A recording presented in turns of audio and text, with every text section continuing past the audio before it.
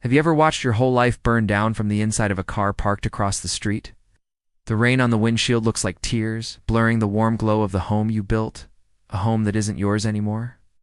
I sat there in my beat-up sedan, the engine cold, watching the light in our bedroom window click off. It was 2 a.m. on a Saturday, the third Saturday in a row she'd been out with the girls. But the girls weren't with her tonight. I knew because I had called them. My heart wasn't just breaking, it was atomizing, turning into a cold, dark dust in my chest. Her car, the one I'd bought her, was parked in the driveway, but another, sleek black BMW I didn't recognize, was nestled right behind it. I watched a shadow move from her window, and then another. A chill that had nothing to do with the October air in Chicago settled deep in my bones. I finally knew where my wife disappeared to every weekend. She wasn't going anywhere. She was bringing the affair home. If you genuinely enjoy our stories, please subscribe to the channel. Tell us where you're from and what time it is right now. It's always fascinating to know how far our story flows. For 10 years, Clara was my world. We met in college, two kids with nothing but ambition, and we built an empire from scratch. Our marketing firm in downtown Chicago, right off Wacker Drive, was our baby. We were the power couple, the ones people envied. I was the strategist, the quiet one who made the machine run. She was the face, beautiful and brilliant, the one who could charm a client into signing a 7-figure deal with just a smile. I never once doubted her loyalty. Why would I? Our lives were so intertwined. I couldn't tell where I ended and she began. The first crack was small, almost invisible. It was a Saturday in August. She said she was going on a wellness retreat for the weekend with her friend Sarah. It sounded plausible. She'd been stressed. "You deserve it, honey," I told her, kissing her goodbye. But when I saw Sarah at a coffee shop on Sunday morning, my blood ran cold. Sarah looked confused. Retreat? No, I was visiting my parents in Naperville all weekend. I haven't seen Clara. When I confronted Clara, she was a master of deflection. She laughed, a beautiful, tinkling sound that suddenly felt hollow. "Oh, silly. Not asterisk that asterisk, Sarah? Sarah Jenkins from yoga." I didn't know a Sarah Jenkins. The lie was so smooth, so effortless, it scared me more than the lie itself. From then on, the weekends became her sacred time. Art workshops, charity galas, book club weekends. The excuses were always just plausible enough to make me feel like a paranoid fool for questioning them. She grew distant, cold. The woman who used to curl up against me every night now slept on the very edge of the bed, a fortress of pillows between us. Her phone, once left carelessly on the kitchen counter, was now surgically attached to her hand, and it was always, always face down. One night, I woke up to the faint blue glow of her screen. She was texting, a sly smile on her face I hadn't seen directed at me in years.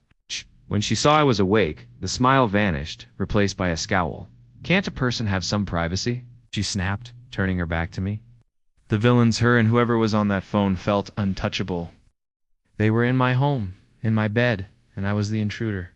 The breaking point came on our anniversary. I'd booked a table at Alinea, a 3-month wait, the kind of grand gesture she used to love. I bought her a diamond necklace, the kind of thing that says forever. She called me an hour before our reservation.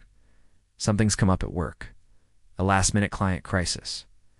"I'm so sorry, baby. We'll have to reschedule."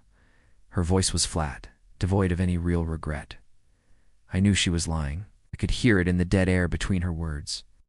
I went to the restaurant alone, sat at the bar, and ordered a whiskey. I looked at the velvet box in my hand and felt a wave of humiliation so profound it almost buckled me. I wasn't just a husband anymore. I was a prop in her other life, the boring, stable foundation that allowed her to build her fantasy elsewhere. I went home, walked into our shared office, and found a credit card receipt carelessly left on the desk. A charge from the Peninsula, a luxury hotel on East Superior Street, 2 nights. The charge was from the previous weekend, the weekend of her charity gala. That was it. The floor fell out from under me. I sat there in the dark, the city lights of Chicago twinkling outside, and I wept, not loud but silent. Hot tears of a man whose entire world had just been revealed as a fraud. That night something in me shifted. The grief curdled into a cold, hard resolve. If she wanted to destroy our life, I would hand her the matches, but I would make sure the whole world was watching when our own house went up in flames. The game was on. I hired a private investigator, a grizzled ex-cop named Frank, who operated out of a dusty office in the Loop. I gave him the photo of the BMW I'd seen, the hotel receipt, and a schedule of Clara's weekend plans. I started playing the part of the oblivious, devoted husband. I'd pack her weekend bags, kiss her goodbye with a pained smile she mistook for sadness over her absence. "I'll miss you," I'd say. And it wasn't a lie. I would miss the woman I thought she was. While she was gone, Frank and I were building a fortress of evidence.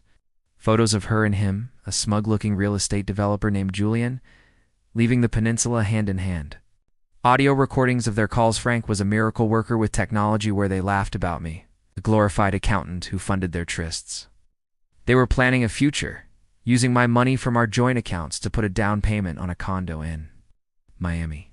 The final piece of the trap was the annual Industry Awards Gala, the biggest night in Chicago marketing. Our firm was nominated for Agency of the Year.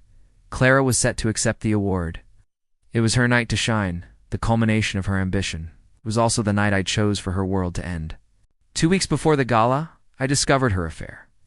I staged a scene of heartbreak and fury, throwing a stack of Frank's most damning photos on our bed. She didn't even have the decency to look ashamed. Her eyes were cold steel. "Fine," she said, her voice dripping with contempt. "I'm glad you know. I'm in love with Julian. I want a divorce." She thought she had all the power. She told me she was taking half the firm, half our savings, everything. "My lawyers will be in touch," she sneered, packing a bag. "You'll be ruined." What she didn't know was that I had already been to my lawyer.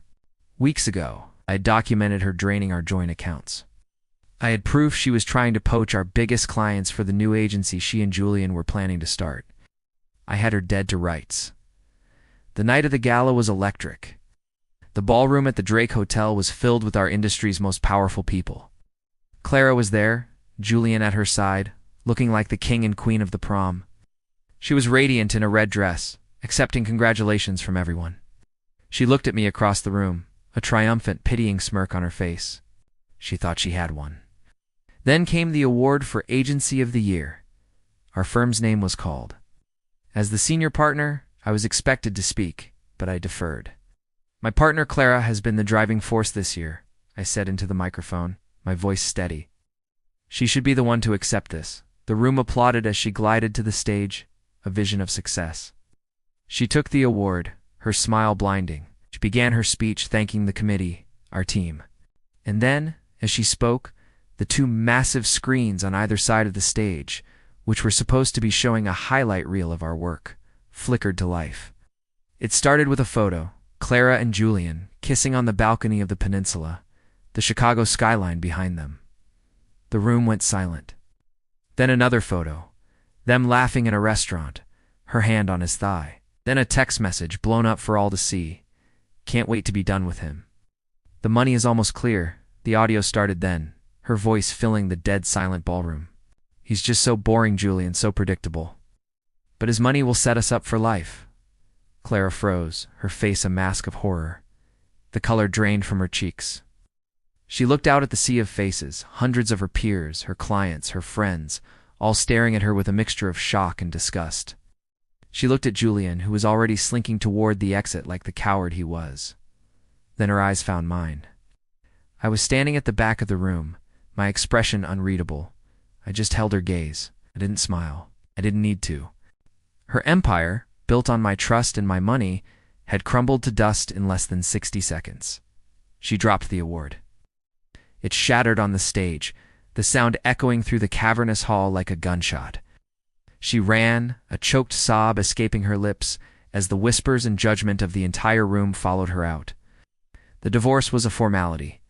The prenup I'd had her sign years ago, the one she'd laughed at, was ironclad. The morality clause, specifically citing infidelity, meant she got nothing. Not the firm, not the house, not a dime. Her clients abandoned her. Her friends disowned her. Julian was a ghost, his reputation in tatters. She was ruined, a social and professional pariah in the city she once ruled. I sold the firm a few months later and moved away from Chicago, away from the ghosts. Sometimes I see her name pop up online. DUI charge in Florida. A A shoplifting arrest in Arizona. Slow, pathetic spiral into nothingness.